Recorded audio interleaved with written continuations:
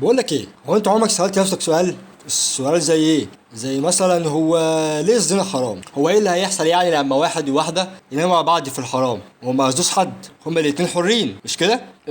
لا غلط، مش بالظبط كده. فانا هقول لك دلوقتي هو ليه اصلا ربنا حرم المعصيه دي. انا عايزك تعرف حاجه مهمه قوي، ان في 73 مليون بني ادم بيموت بسبب الاجهاض. حرفيا ملايين البشر بتموت كل سنه. طب ما دي حاجه برضو ضد الانسانيه، ولو هو عشان الطفل وهو في بطن امه عادي يقتله عشان احنا مش شايفينه، يعني هو يموت وهو جوه خلاص من سكات. وخلي بالك عمليه الاجهاض دي عمليه مؤلمه جدا لو شفتها. اول حاجه الدكتور بيدخل المشرط او حاجه عامله زي المقص كده، فبيطلع الجنين حته حته، مره يطلع الرجل مره يطلع الايد. ومشكلة بقى بتكمن في الراس، لان الراس بتبقى طريه قوي، فالدكتور بيشدها الراس بتتفتفت على كذا حته، فبيطلعها حته حته. طبعا دي عمليه بشعه وفي منتهى الاجرام. ايه بقى ذنب الطفل دوت في اللي بيحصل له؟ عرفت ليه بقى ربنا سمى الزنا جريمه؟ تاني حاجة هي عدم الزواج. لو الزنا كان عادي في أي مجتمع، فنسبة الزواج هتقل فيه بنسبة كبيرة جدا، وده بدوره هيقلل عدد البشرية. لو الزنا كان عادي وأي حد يقدر يعمله بمنتهى الأريحية، عدد البشر هينقص بطريقة غير طبيعية. يعني تخيل كده أنت معايا عدد البشر عمال يقل مش بيزيد.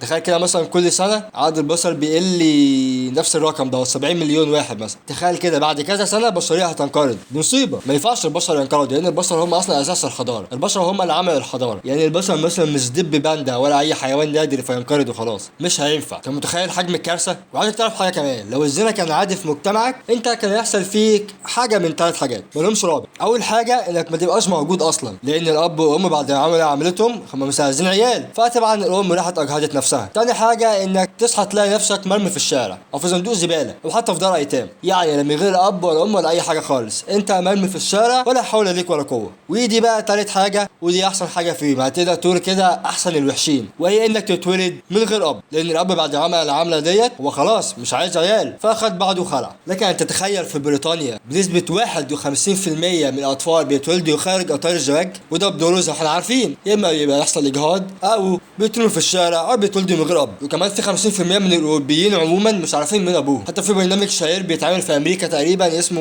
يو ار نوت ذا فازر. برنامج يو ار نوت ذا فازر دوت اللي بيعملوا ايه، لو واحد قدم فيه بيعمل تحاليل ويشوف هل الولد دوت ابنه ولا لا، وبنسبة 90% الولد ما بيطلعش ابنه. انت متخيل حجم الكارثة هم عايشين فيها؟ يا جماعة الزنا دوت جريمة وابشع جريمة ومن ابشع الجرائم. ده حتى في فرنسا في عام 2016 بلغت نسبة 60% من الاطفال بيتولدوا خارج اطار الزواج. عرفت بقى ان ربنا مش بيحرم عليك حاجة غير لما يكون فعلا مؤذية ليك. الزنا من الكبائر لانه اصلا خطر على المجتمع، بيفكك الاسر، بيدمرها. يعني انت لما الطفل مثلا يتولد من غير اب، الاب هو اصلا يعتبر عمود من عواميد البيت، فطبعا هيبقى عايش مع امه بس في فرد ناقص من العيله، الا وهو الاب. وعشان كده الزنا عقوبته شديده في الاسلام بمنتهى البساطه، حمايه للمجتمع. عرفت بقى ليه الزنا ما ينفعش يكون حلال؟ لانه حرفيا الزنا لو انتشر في بلدك ايا كان البلد اللي انت عايش فيها هيدمرها. وبس كده، ده اللي كنت عاوز اقوله النهارده. وخلي بالك انا ما جبت سيره الدين خالص، كل اللي انا قلت دوت اسباب دنيويه بحته. طبعا ما جبت سيره الدين مش عشان هو مش مهم ولا حاجه، لا، ده هو اصلا الدين اساس حياتك ولازم تهتم بيه. لكن جبت الاسباب الدنيويه عشان لو في ناس مش فاهمه في الدين قوي تفهم بسهوله. وسلام.